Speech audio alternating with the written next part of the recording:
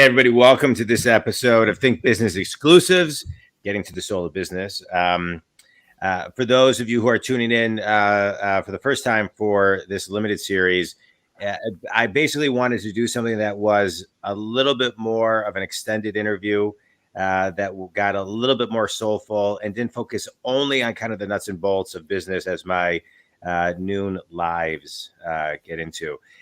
We're here today with Rob Dube, one of my favorite people, co-CEO of Image One, the author of Do Nothing, which is a great book about meditation, which we're going to be spending a lot of time talking about today. Rob, I appreciate you taking time to be on the show. And last time we were on a live, you had made mention of like the bread cup or something I was using. So I got a new glass. Yeah. Don, one thing about you, first of all, you're so great at bringing people together and bringing information out to people that can be useful. And I appreciate that about you. But I really mostly appreciate your sense of humor. Yeah, well, thank you. I mean that. I really do. Thanks, you have such a great sense of humor. Thanks. So it's in such a wonderful, natural way. Well, I appreciate that. I get that from my mom for sure. 100%. You always make me laugh. So let's talk about doing nothing for a little bit, right? I think it's more important than ever. I think that post-COVID, it is no coincidence that we're seeing the Great Resignation. We're hearing about it. We're reading about it. We're seeing people who are leaving their jobs because, in my opinion, they had more time for inner reflection than ever before, getting in alignment with their personal values and realizing that I want to be with a company, for a company, or start my own company that's in alignment with my soul and with my personal values. But doing nothing for most people who have been going 110 miles an hour is really hard. And so I want to spend a good amount of time talking about that. But first, I really want to talk about your journey and on when this seed was planted of doing nothing. You know, I'm not a psychologist, but you know, when we're young and we're born and you know, we are doing nothing. We're organically growing. You know, we're kind of like, you can't rush the process, really. And then sometime, you know, again, I'm not a psychologist, but that's at some, you know, I don't know where that line is of when it's okay to do nothing, when it's okay not to do nothing.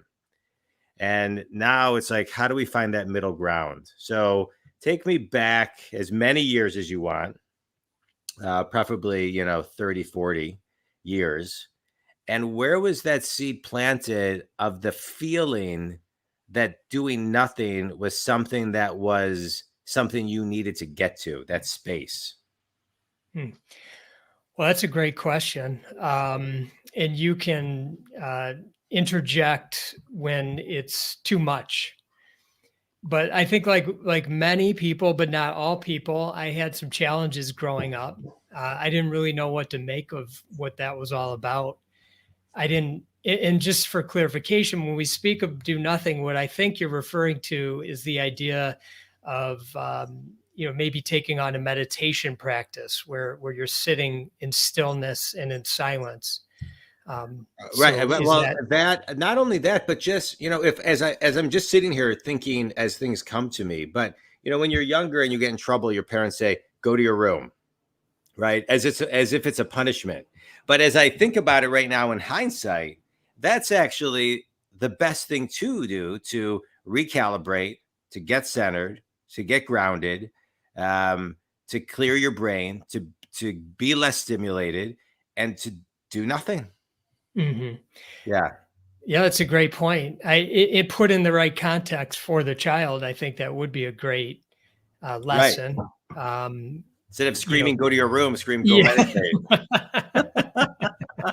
when you're an over excitable 8, 9, 10-year-old like I was, you know, it was hard to, you know, even imagine sitting still. Yeah. But Yeah, I So mean, take me back to you. Yeah, take me back to yeah, as you. I was mentioning, just growing up, having some challenges within my family and trying to make, trying to, as I got older, sort of understand how that affected me or made me into, helped to make me into who I am. I did a lot of talk therapy, more traditional therapy, which I think is very useful. And I did that for many years. My experience was that I had a better understanding of why things happened the way they happened and how it affected me. But somehow I wasn't finding peace in that. And I have heard that to be true for others, and sometimes it's not for some. So, my experience is uniquely my own, and I want to be, very clear about that. And meditation was something that I learned about, and I thought maybe could be useful to calm my nervous system and calm my mind a little bit. And so I thought I'd give that a try and just see what that was all about. And it just so happened that that seemed to work well for me. And Right. that doesn't mean that works well for Right. everybody. Well, Um, pause for 2 seconds. Pause for 2 seconds. So rewind with me for a minute because I want to know the moments you heard about meditation and why and how it resonated with you. I want to know the mentor or the scenario because I think my goal of this series, as with everything I do, frankly, but this one I can get a little bit deeper on, is to give people a space to find their space, right? To raise their own awareness, to raise their level of hearing and seeing, to say, wait, I just had a mentor cross my path and I didn't even know it. well, in my case, it was Time Magazine. And there was a cover with a person meditating on it, and there was something about that, and I can't remember what it is. Yeah. And I read that, I bought that. When I saw it, I bought it and I read it, and it piqued my interest. And so that was the main thing. I think at that time, maybe it's just for me, it was around paying attention. So as you say, sometimes there's mentors, and they're just right in front of you if you're paying attention to it. And it Right. could be as simple as a magazine or a person or, maybe something you read online or who knows what. And it's just Well, how you take action around that. right. It's is the universe leading you in a direction in front of that magazine? I agree with you. It doesn't need to be a person giving you sage advice like you see in the movies. It could be, somebody or the universe guiding you and sending you, something that like is forcing you to wake up a little bit. Yeah. Mhm. Yes, Yeah. exactly. So Now, before we get to how you woke up from that, I just want to kind of rewind a little bit into this. So you see this cover of Time magazine, and it resonates with you. Um, to, and so, how did it resonate when it was like triggered or brought back to life the challenges? Like, was there a feeling of like, oh, I can see the bridge of peace from that chaos to this moment of this potential experience. I had a lot of anxiety, and that person looked so calm on the cover. So I kept the magazine. I read it. I really didn't take any action actually. And around that time, my business partner, Joel Perlman, who you know very Yeah, well, and I great had guy. sold our business and it was actually, we were working for the company that we sold it to. And I was quite anxious, more so than normal, in working for them and some of the things that were going on. And fortunately, I'd kept that magazine, around. And so there was this one particular time where I was very stressed out and I was almost on the verge of tears. I was, working and I was on vacation and I knew I shouldn't be working at the time, but I just felt a lack of control. And I saw the magazine. I just went back into it and kind of was, scanning the article again. And I just decided to sort of try out what it was recommending to do. And that was simply to go sit in a chair and breathe in and breathe out Yeah. for a few minutes. And just the act of doing that for a few minutes was actually quite calming. Was it As you easy know, or hard? Easy or hard the first time? at that time, I thought it was easy because I think I was willing to really do anything at that moment. Yeah.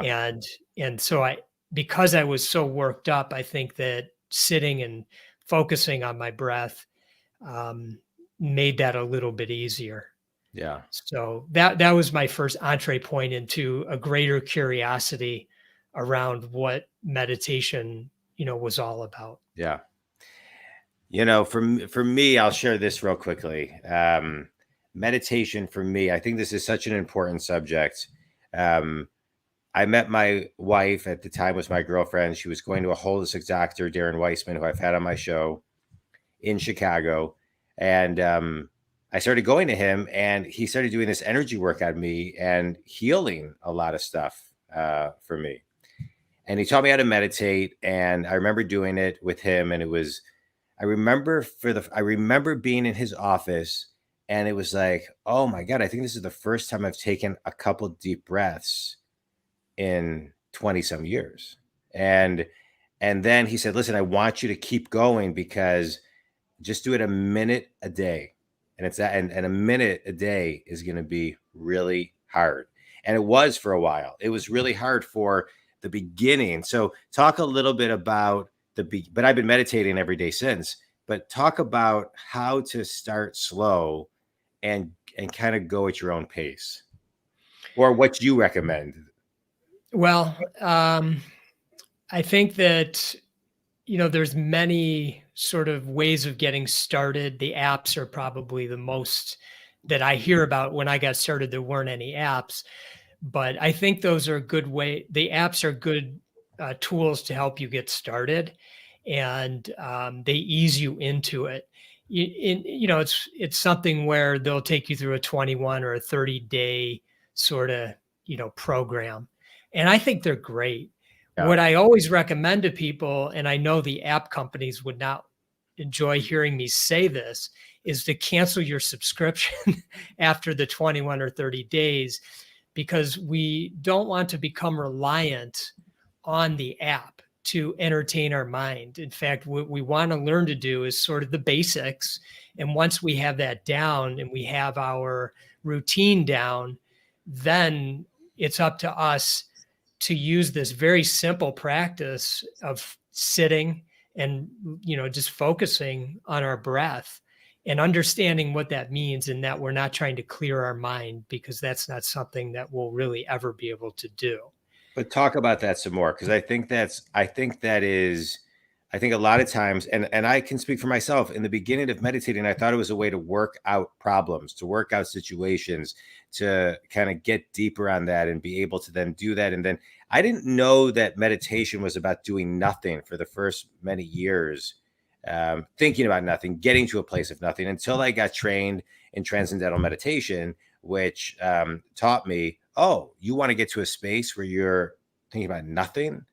And then that took it to a whole nother level. But talk about kind of how to clear your brain when the thoughts come in. What do you do with them? How do you get to think about nothing? You don't. And the practice is actually recognizing that you're thinking, which brings you back to the present moment, which is where we want to be in our lives, because that's all we can control. And so this is a very important understanding for us, especially in our very fast-paced, society-driven society. And it doesn't matter if you're a stay-at-home dad or mom, or you have a very busy career. We're always on the go, and we're always thinking about the next plan and what's next, or all the emails that I haven't responded to or need to, the commitments that we have, the planning, etc. And what the practice of meditation does is it allows us to go through this process. Hopefully, if you could get in a daily routine, to notice our thoughts. When we notice them, we come back to something that grounds us, like our breath, or a mantra, like what you do with Transcendental Meditation. You come back to that grounding, that foundation, and you're in the present moment, right here, right now. And that's peaceful, because you realize that the past is the past and there's Yeah. nothing you can do about that. And the future is yet to come. And so you could do all the planning you want, but it's not here. So there's nothing you can do about it at this moment. Now, that's wonderful and everything when you're sitting and you're doing this meditation practice, and it's peaceful. It can be peaceful if you practice long enough and you get to understand it. But what does that mean for us when we're going about our everyday lives? Yeah. Well, this is where you put the practice into action. And this is why it's so useful, because we get stimulated. And there's always this moment. Viktor Frankl has a very famous saying, there's the moment between stimulus and response. And in that moment, we get to choose, and we get to choose happiness. And so we're constantly being stimulated. But when we learn how to pause and think about our response, even in just that millisecond, and this isn't a big, analyzation that we're going through usually, Yeah. sometimes, but usually it's not. And we just pause, and you remember that feeling that you have when you're doing your meditation practice, when you're there in silence, as you say, doing nothing. And you know what that feels like. So there in that moment between stimulus and response, you tap into that feeling, and then you react in a much more fluid way. Yeah. One where you feel more flow in your life. Yeah. I want to talk about flow, but first I want to talk about to everybody who meditates, but especially to new people who have never really been in a space like this. When, as a business coach, when I do keynotes or trainings or talks of any type, I'm doing one in Arizona next week. There'll be about 30, 40 people there. I always incorporate some type of 1 or 2 minute meditation. I call it executive time. And for many, it's the first time that they've ever, I would say for 95% of the people, it's the first time they've ever done something like that, where they've really slowed themselves. Feedback I get is that it's very painful, and that the memories that actually pop up are memories that people do not want to dive into, right? It's too difficult. And so for you, as you talked about earlier, you grew up with some challenges. I don't know if you want to kind of dive into that, talk about, or give a gist of that. But how did meditation today heal the challenges of yesterday, or begin to heal? Okay. I'll answer that part first, and then I'm happy to share anything about my experiences. So the first thing I would like to share is that, yes, there are painful memories that can arise during meditation. And know thyself, in that if they are extremely painful, you may want to consider professional help, talk therapy or otherwise. And that's a great thing, to work with a professional. I think it's very well documented that when we have painful things from our past, they do stay within us. So know that. And when we push them down, they're still around, and they do affect us both physically and mentally on a day-to-day basis, whether we realize it or not. Yeah. And so for the betterment of yourself and for those around you, it's worth exploring. And it's a painful process, depending on what your situations have been in life. But it's a very rewarding process, because you begin to understand that the past is the past, and that has helped you on your path to being more wise. And then what do you have to give to the world from that experience?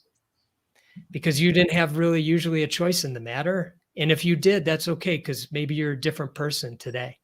Yeah. And that can shape your future. And your future begins in the present moment, right here, right now. And that's where you can begin the work. Yeah. I love it. I love it. So talk about how you tapped into your challenges and kind of began that process. Well, my parents got divorced when I was 8, and that's not an uncommon story, but it was very impactful for me. And I'm 52. At that time, divorce was more shameful. Today, people understand it, and there's also a lot of coping mechanisms for both the parents and the children. And that's a wonderful thing. But back then, it wasn't so much like that. So it created a ton of dysfunction and confusion for myself.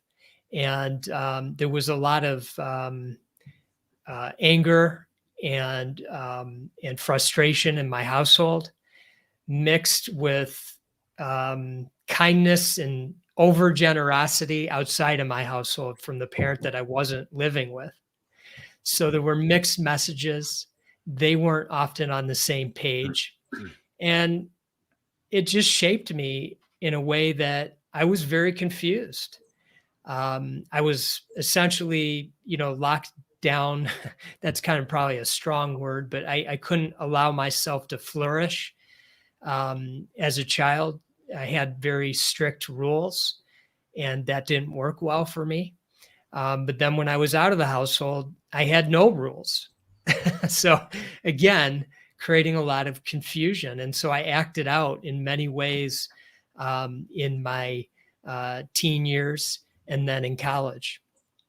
When I graduated from college, I started my business with my best friend, who I mentioned earlier, Joel Perlman. And that was really exciting and fun, except for it wasn't the same as just being best friends with each other and, hanging out. So all these life experiences that I had and this anxiety that I took along with me, manifested itself in our partnership.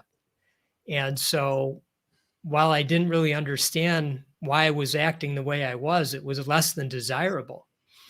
And I got married very soon after that. And so in the span of a couple of years, I'd started this business with my best friend, and I'd gotten married to my other best friend. And being a husband was a new challenge. And then we had a child like a year later. So then I was a new business person, entrepreneur. I was a new husband, and I was a new father. Yeah. And just juggling all that with the kind of personality that I had at the time that was sort of ingrained in me, I found to be very challenging, and I just knew something wasn't right.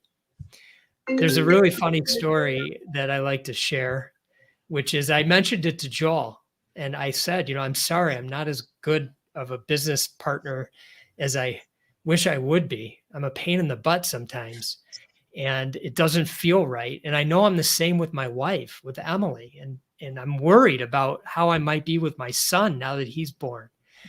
And I don't know. I think I should see somebody. And I said, do you know anybody? Well, Joel was engaged, and he was going to some meetings prior to getting married with his rabbi. He would go with his wife and to talk to the rabbi.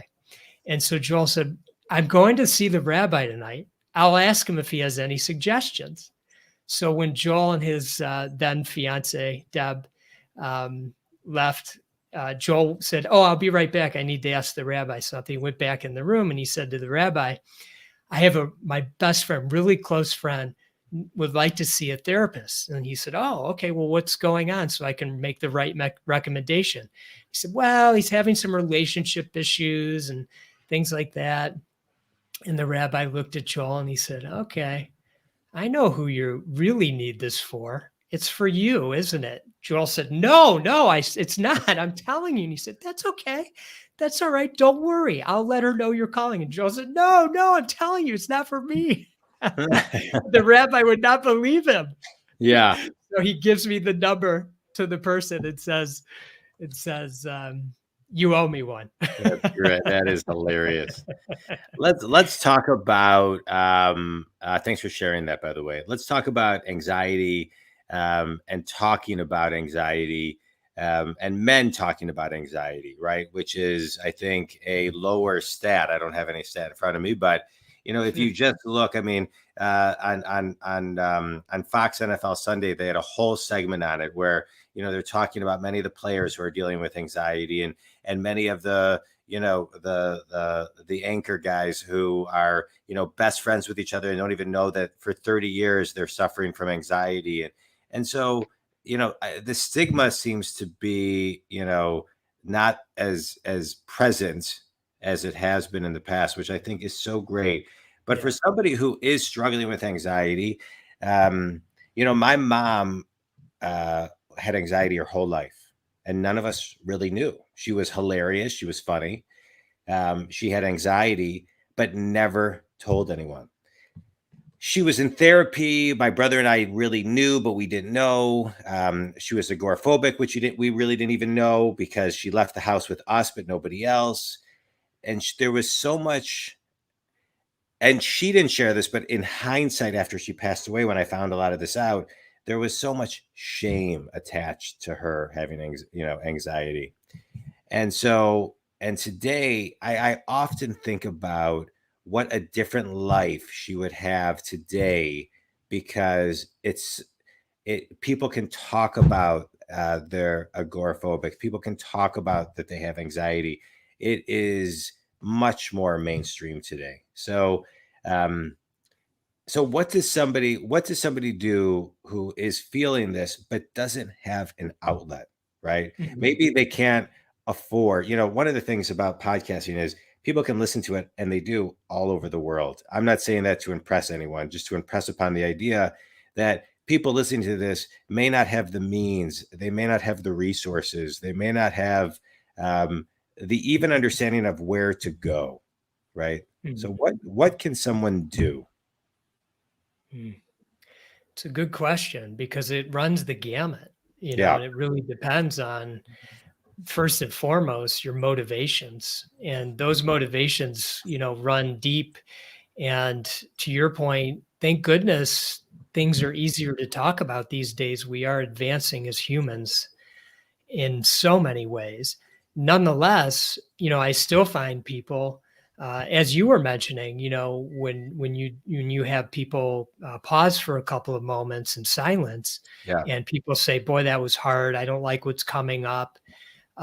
It's still very hard to deal with the things that are painful, and we prefer to brush them to the side. I mean, we all know, if we have the means, that you're a Google search away from all kinds of information, and resources, depending on what is causing you angst. Most certainly, being vulnerable is something that I always highly recommend. It's first and foremost very uncomfortable at first, but then what happens is it's actually quite beautiful, because people as humans just start showing up and wanting to help. And so in many ways, you can become inundated with options and information, which you can, use, that in a way that serves you best. So by being vulnerable, and just sharing with those close to you, or maybe even sometimes people not so close to you, it's amazing how people just naturally want to help. And I found that to be the case, back when, I was going through this, and when, just even starting with Joel, and the idea of saying to him, I needed help and maybe I would want to talk to somebody. This is my best friend. I was so nervous to ask him that. Yeah. And these days, that's, for many people, that's not really a big deal to say, hey, do you have a good therapist? Right. Right. No big Well, deal. But back then, oh yeah. Well, but I think for many in our community, it's easy, right? And Yes, I think, and I would venture to say that in many communities, it's not as easy, right? that's true. I'm just, as we're talking, I'm just Googling, everydayhealth.com has all of these anxiety resources that people can go to, and links to the National Alliance of Mental Illness, Anxiety and Depression Association of America, National Institute of Mental Health, phone numbers, links, etc. But it's these areas of the world where they're like, I mean, I think 95% of the people I interact with know, and my closest friends, and for sure everybody in my family, everybody has been to a therapist at some point, right? It's as Mhm. natural as, like, right. But to the areas where it's not natural, right? I think that's the hard part. And that's and then you look at all these factors, Rob. It's, with inflation and just the cost of things going up, it's this becomes, is this a luxury or a necessity? Well, it's a great question. I mean, again, it can run the gamut in terms of our discussion when you talk about those that have the means and those that don't. Um, but one thing that I do want to mention is that I do believe anxiety is not a negative thing. Yeah, I'm It glad you actually touched can on be that. quite useful in our lives, and it's an important tool in our toolbox of all the things, of all of our feelings. We all have many feelings, and I welcome anxiety to the table along with joy and all the wonderful emotions that I feel. It's really managing the anxiety, noticing when you're feeling a certain way. One wonderful practice that a person can consider is pausing when they feel anxious and noticing what feelings they have in their body and where that is, and just being curious about that. That's all. You're not there to solve anything. And this is a hard thing to do because we want to Yeah, say, okay, I feel it in my shoulders. So what does that mean? And how do I make it go away? right, No, it's just understanding when I'm anxious, I feel it in my shoulders. What that means is, I have a physical reaction to that type of anxiety. right. And so when I feel my shoulders tighten up, I know something's going on. Yeah, And then I can be curious about that. And then I can notice it without judgment and allow it to be and allow it to go by. Now, when I say go by, like think about clouds in the sky as they yeah, pass by. So you let them go. But this is a practice and it takes a lot of time. We all want it to be, the first time, the second time. It doesn't work that way. It right. takes a lot of time. It takes a lot of practice, like anything meaningful in your life that Yeah, you ever do. yeah. Let's talk a little bit more about this topic. I know a lot of people. I know people of means who are wealthy. I know people who do not have means. I don't think anxiety is hits kind of everybody, right? So it's like, it's not, if you have all the money in the world and you have everything you want, then you don't have any anxiety. And I think that's kind of like a thought process that people have, right? And so it's like, talk about for a minute, like that. Talk about, is anxiety just anxiety, and you have to find the space for it. I know you're not a psychologist or a psychiatrist, but it's just, I think we all have some anxieties. So how do we, just expand on what you said earlier? How do we just find the space for it? And buying a car or a boat or a this or a that isn't going to lift the anxiety, No, right? no. So it's not a material wealth thing. Yeah, I mean, Yeah, some of the most happy people are people that don't have really any possessions, and they have right, the most simplistic of lives. So, but as I mentioned before, I think one thing that has always resonated with me, and maybe it will for some that are listening, is that if you take a moment and write down 5 or 10 emotions, 5 positive and 5 not as positive. And then, draw a table and have them all sitting at the table and arrange them however you see fit, but just know they're all at the table and they're all there to serve us. It's a dinner party.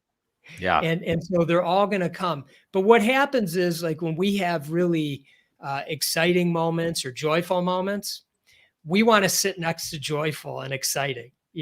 We want them closest to us at all times. So we're always trying to navigate them closer to us at the table. Right. But when anxiety shows up or frustration, we're like, you sit down at the end of the table, or, I'm not even sure I have a seat for you. So you're pushing them away. And by pushing them away, they actually, it almost fires them up. Yeah. And so they just come closer and you keep pushing it. But when you embrace all of them, they all serve you in the way that they're meant to serve you, because these emotions and feelings are how we are all wired. We all have them. There's no getting rid of anxiety or happiness or anything. We have them all, and we always will. Yeah. And I like what you talked about. It's about managing it, right? Making the space for it. I know, one of the things I always talk to my therapist about is, content doesn't matter so much, but if I'll be upset about something, he's like, he'll always say, you just have to make space for it. It's not going away. You just have to make the space for it. Right. And so every time he says it, I always think to myself, you've been telling me that for 20 years. When am I, when, you know what I mean? But when you're in the moment, right, when you're in the moment, but it's true. But I often do remind myself of that you just have to make space. You just have to make space. I love that you said it's been for 20 years and it'll be a lifetime. Yeah. Because it's not possible for the kind of lives that most of us live, which are busy. We're not off practicing for hours and hours and hours without a lot of stimulus coming our way. We have a lot of stimulus. So what I would say is mindfully let yourself off the hook when you don't respond in the ways or don't give it the space that you've been, advised to do for many years. But make sure to recognize when you do it. Yeah. And pat yourself on the back, celebrate that moment. And what that might mean is at the end of your day or the beginning of your day, pausing, reflecting, and noticing where you did do that well and where you didn't do it so well, and not, over celebrating one or beating yourself up for the other, realizing that you're human and every day you're putting one foot forward, and that's good enough. It really is. We're not striving for perfection. That's impossible. No, I love that. Right. You're almost striving for moments, right? Like the moment, like and hope. But what I love about what you're talking about is, I lost my train of thought for a second, but you're just, just don't push it away. Don't resist it. Right. What we resist persists. Yeah, that's right. Oh, this is what I was going to say. If you don't make the space for it and you're just pissed about it, it becomes all consuming. Yes. Because it slowly becomes all consuming. At least it does in my world. Like just going back to my therapist example, I'll say, why am I still pissed about such and such? I haven't thought about it for 2 years. And now I'm pissed about it again and I can't let it go. And, he'll say to me, well, make space for it. And I'll say, well, how much? He's like, I don't know, this much. I'm like, okay. And then it goes away, right? It starts to dissipate a lot. Yeah. Something that I learned and that I find useful for me, it may not be for others, but I'll share, is when I notice these repeated stories that, keep coming up time after time, year after year, I'll pause. If I see that playing that movie playing, that drama playing in my mind, I'll say thinking. I'll say it out loud. Yeah. And it's like, for me, it's a trigger to say, hey, you're going back into that loop. Come out of it. Yeah. Okay. Just come out of it thinking it. I recognize it. And that's a success story. Just noticing, noticing. And, to your therapist's Awareness. point Yeah. about giving the space is the more you say thinking, okay, I was in the loop. Now I'm out of it. You made a step towards letting go. Yeah. It's just I a went, step in it. Who knows yeah. how long it'll take? And we're not here to count the days or the hours or the Yeah. years I for it. went to a therapist once that gave this advice, and I still do it. And I thought it was great advice. When you see that story, when you hear that voice, when you hear that repetitive, like, your voice, and then the other voice, and then the parent's voice, and the therapist said, just say shh. Shh. That's great. It's great. I know, it's so simple. Where you're like, Yeah. right, because I think it gets you back to center. It raises Mhm. your level of consciousness to a point where you're like, wait, yeah, what am I like? Get out of there. Right. Could I share a story Yeah, about the yeah, yeah. stories in our head? Yeah. Okay. I go on, as you know, John, I go on silent retreats a couple of times a year for about Yeah. 7 to 10 days. And recently I was on one. And one morning I woke up and my ear was plugged. And so I thought, well, it's just probably water. I'd taken a shower the evening before. And so I did whatever, what anybody would do when they have water in their ear. I shook my head and, I banged on the side of my head and I moved my ear around, trying to release the water. But it wasn't happening. And so I thought, well, that's weird, but it'll probably go away later. And so I went to the meditation session and I'm sitting. Now, this is a retreat where you're sitting a good portion of the day. You're doing some mindful walking, some mindful movements. And while this is going on, as I'm sitting, focusing on my breath, being a very good student, practicing, why is my ear plugged? What's going on? Why isn't it becoming unplugged? What's happening here? Now we move to mindful walking. And this is where you focus on your feet. You're moving slow, heel, ball, toe, heel, ball, toe, heel, ball. Why is my ear plugged? Why is my ear plugged? What is going on? Mindful movements, paying very close attention to my movements and my stretches. And as I move, I'm very much being a good student. And then my mind gets away. Why is my ear plugged? What's going on? Well, later that evening, when I went back to my room, I happened to notice a spider web in the corner, right where the bed was. Well, there it was. There was a spider in my ear, clearly. In the middle of the night, the spider that had made that spider web that is not there right now made its way into my ear. So now I've got a spider in my ear. So what am I to do? I'm on a silent retreat. I can't go tell anybody about this, can I? But wait, this is an emergency. There's a spider in my ear. I've got to tell somebody. This could get dangerous. Right. But wait, is there really one? So I go into the bathroom and I'm trying to look in the mirror to see if I have a spider in my ear, to see this spider that has made its way in. Of course, you can't look in the mirror and see in your ear like that. So I'm going through all this thing in my head, this big story, big story I got going on. So that evening I go to sleep and I'm awoken around 1 a.m. And it's a feeling on the back of my neck. And I jump up and I say, the spider, it's out of my ear. And I turn on the light and I'm looking all over for the spider. I know it just walked out for a minute. And then I notice my ear's still plugged and the spider is nowhere to be found. Well, it's definitely a spider. And tomorrow I'm going to have to write them a note and let them know I need medical help. So I wake up in the morning and I said, what was I thinking last night? This is nuts. I mean, what is going on? And as the day goes on, my ear starts to clear up. And of course, I begin to realize what was really happening is this story I've got going on in my head. Yeah. Is out of control. Okay. Yeah. This really happened. I've been going to retreats for a long time. I meditate regularly. These stories that we build up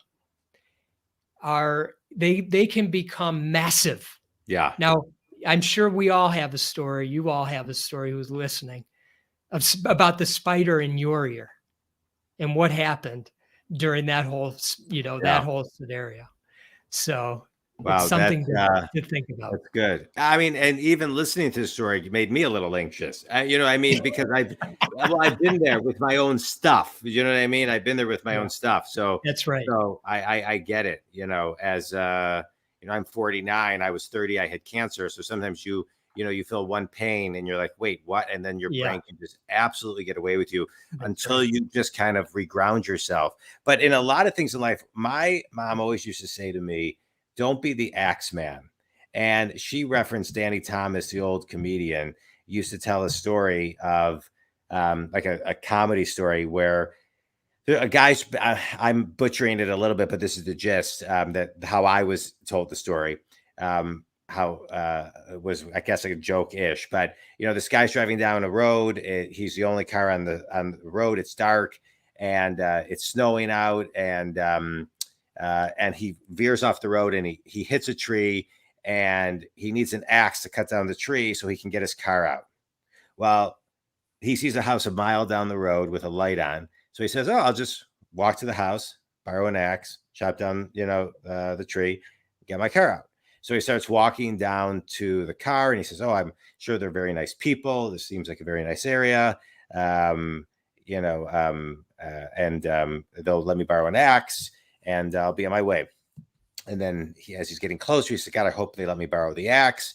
He's starting to get closer. What if they don't let me borrow the axe? He starts getting closer to the front door. What if they have an axe and won't let me borrow it? And then they open up the door, and they open up the door, and he says, "Keep your effing axe."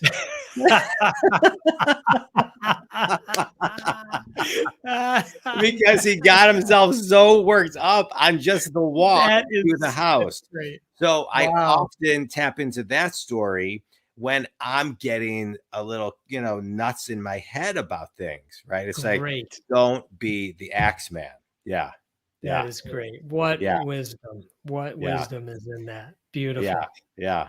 All right. So let's talk about you. So let's talk more about the practice of meditation now, right? I'm a big believer in meditation and consistency. I'm a big believer that meditation saved my life. And I love everything about it. And so how does somebody start and maintain a meditation practice? Well, it starts by wanting it. And then the next step is believing it. And, anything that we do because we want to. And then when we want to, the idea is we believe it's going to be useful, whether we see the results at this, even if we're not seeing the results right away, we believe that commitment will lead to something positive at some point down the line. Yeah. And I like to start with that because meditation is a lifelong practice. This isn't something where you will go and do a seated meditation or a walking meditation and you'll go into some Zen state, into some, anxious state. All your problems go away. It's the exact opposite. Everything comes flowing to the forefront. And it's your ability, as I mentioned before, to recognize them without judgment and allow them to float by like clouds in the sky. And that takes practice. And when you notice that you're having these thoughts, you simply are coming back to your breath and breathing in and out normally until you begin thinking again, which quickly happens. So that I always like to say is ingrain that in your mind if you're going to start off and embark onto a meditation practice, because you will be constantly thinking. And that does not mean you're doing it wrong. That's exactly what happens to the most experienced of meditators, meditation teachers. It's part of how our minds work. All we're doing is recognizing our thoughts and coming back to the present moment using our breath or a mantra as our foundation. I love it. And then remembering that we utilize that skill in life. That's when that practice, life is the big game. That's when we make our way through life and show up better. Yeah. And that helps us stay happier and healthier, and those around us the same. Yeah. Amen. So as far as getting started, as I mentioned, apps are a good way. I like the apps. I will reinforce that, I like to see people commit to a period of time and then turn it off and then use your own discipline moving forward. And so I think that is an important piece to it. Another thing that I learned later, and I always wish I would have learned earlier, is understanding how to sit comfortably. For many people, the big barrier to sitting is discomfort. And so you can Google the 7 points of posture, and that will take you through how to properly be seated and comfortably during a meditation, knowing that you are working a muscle and muscles in your body. So it will take some time for you to truly get comfortable. And that in time comes in the form of ongoing practice seated a certain way, so your body gets accustomed to that. And it's very useful because the pain, as I mentioned, becomes a big barrier for people, and they just can't remain seated because it's uncomfortable. What I do share with people is at the outset, when you feel the pain, work on being curious about it. Now, this is a little different than watching your thoughts and allowing them to go by without judgment. This is being curious about your thoughts, and again, without judgment. So not being hard on yourself, like, oh, what's the big deal? It's just your back. I mean, come on, step it up. You can do this. No, it's just like, why is my back such a barrier to sitting here? That's interesting, and it's okay. Maybe it's because pain, I don't love pain. So you're kind of going through an inquiry. Maybe you can notice some areas of your body, practicing transferring what you're noticing, say from your painful back to your elbow, which has no pain, and putting all your focus on your elbow or your index finger or your nose, go to different parts of your body where you're not experiencing pain. And then see, once you've done that, if all of a sudden you noticed you're not noticing pain anymore. It's a really interesting exercise to go through while you're getting yourself in a position where you can sit comfortably on an ongoing basis. Wow. So aside from that, there are many online courses. There's a great course on Masterclass taught by Jon Kabat-Zinn. Oh, I have a membership. Wonderful. I highly recommend it. What's his name? It's Jon Kabat-Zinn. Jon is the founder of mindfulness-based stress reduction. And it's a 10 or 12 segment course. And it's very well produced. And he is an excellent teacher. I had the great humbling opportunity to interview him for my podcast. And he's been a great mentor unknowingly to me in my life through his many teachings and his books. And so you can find things like that, like a master class, or you could probably find anything for free on YouTube. It's just a matter of what resonates for you most. So find something that you really connect with. Now, some people they're not good sitters, and even saying good is the wrong way of saying it. Like sitting just doesn't suit this person. And I think it's important to recognize that. And there are other ways to come to the present moment and to practice. One way is mindful walking. And you can find information about that online as well. Essentially, you're standing upright and you're moving at a very slow pace as I mentioned during my story about the spider in my ear, it's heel, ball, toe, lifting your feet very slowly, heel, ball, toe. You can do this on a yoga mat back and forth for 15, 20 minutes, which probably to many sounds like, it could drive you crazy, Yeah. but it's a practice. And so if you prefer movement, it's very similar, except for you're bringing all your focus, your grounding spot are your feet and the sensation of your feet touching the ground. And when you notice your thinking, bringing yourself back to your feet touching the ground. So that's an alternative way. You can lay down as well. You can focus on your breath, or you can do something called a body scan. And this is where you go through your entire body and notice all the parts, literally every single toe on your foot and the ball of your foot and your shin and your knee, etc. And bringing your, attention to every individual part. And when you notice your mind beginning to wander, without judgment, bringing yourself back to where you left off, if you could remember, or just find some spot on your body and pick up the noticing. And so that's another way that you can practice meditation. So those are 3 ways. And again, you can Google, any of these. John Kabat-Zinn teaches all of them. And so you could use his name and the keyword, and you'll find all kinds of practices that he'll guide you through. I love it. Tell everybody how to get more information, where they can find your book, where they can learn more about your silent retreats, the Do Nothing silent retreats, and get connected to you. DoNothingBook.com. It has everything that you would want and more than I would ever want you to have. So Good. So you can find anything. You can connect with me. I'm happy to engage and love to hear from people.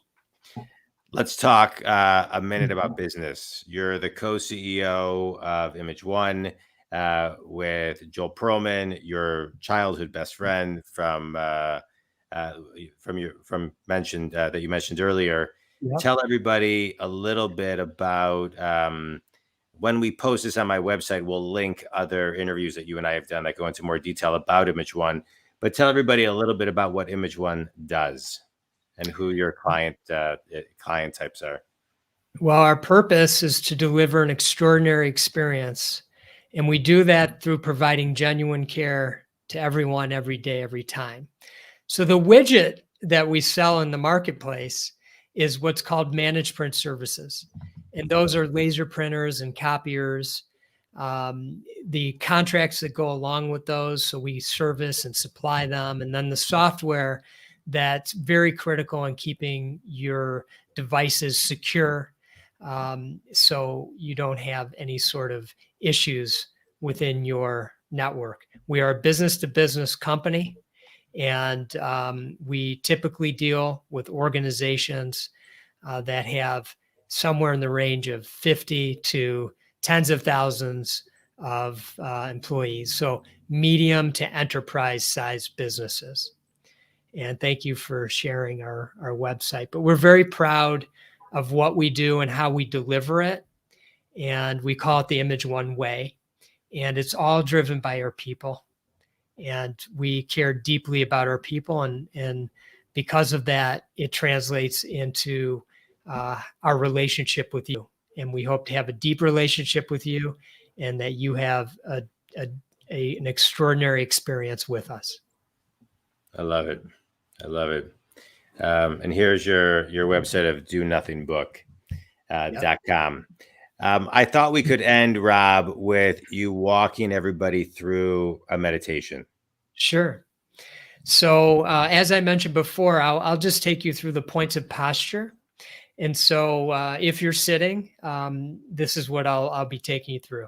So you're bringing your attention to your feet. And we'll start there, and having your feet apart and firmly planted on the ground.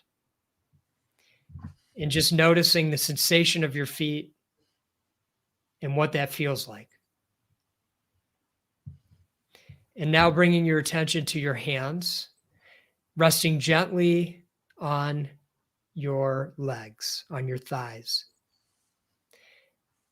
And bringing your attention briefly to the sensation of your hands touching your legs. And bringing your attention now to your posture. And you're sitting upright, but not too rigid and not too soft, just somewhere in the middle that's comfortable for you.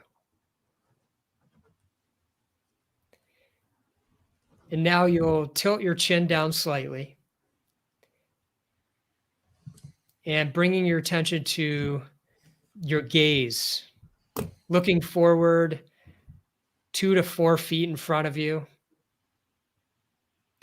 And if you'd like to keep your eyes open, you can do that with a fuzzy gaze, or you can close your eyes, which is what I typically do.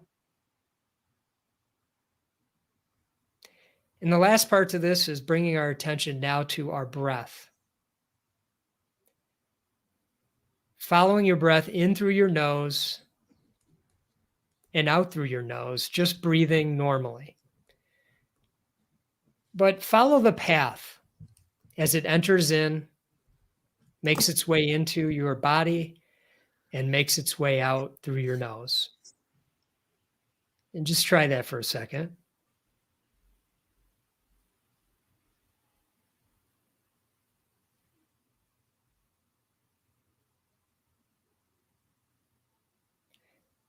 And now you may notice thoughts going through your mind, which is normal. As we spoke about earlier, you just allow those thoughts to be without judgment. There's time to solve those things or take action on them later. But now we'll just allow them to float by like clouds in the sky. And so when you notice those thoughts, simply coming back to your breath, breathing normally, in and out. So let's just sit for a moment and practice that.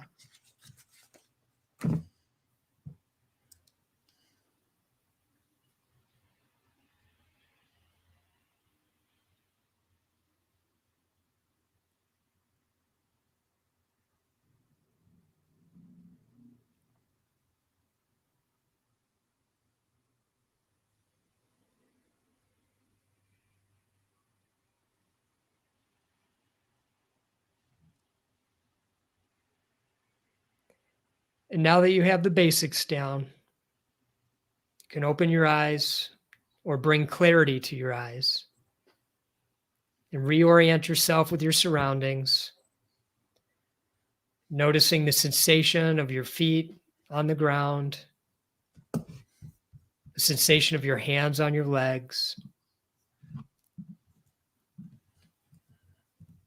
and noticing that you took a little bit of time to pause and be mindful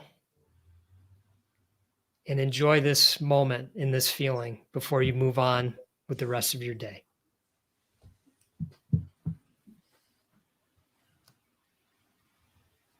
Love it. Thanks, Joe. That was great. Think community, a couple of closing thoughts. We have 60 to 80,000 thoughts a day. 98% of them repeat themselves and 80% are negative. That's how we wake up. And we need to invest time in our breath. We take about 8.5 million breaths a year, about 23 to 25,000 a day. And so it's really, really important that for free, we can just get our 5 deep breaths and get ourselves out of fight or flight and give ourselves some of the most nurturing things possible, which is just a couple deep breaths. I think meditation is so important. Rob, I loved what you talked about as far as not being judgmental.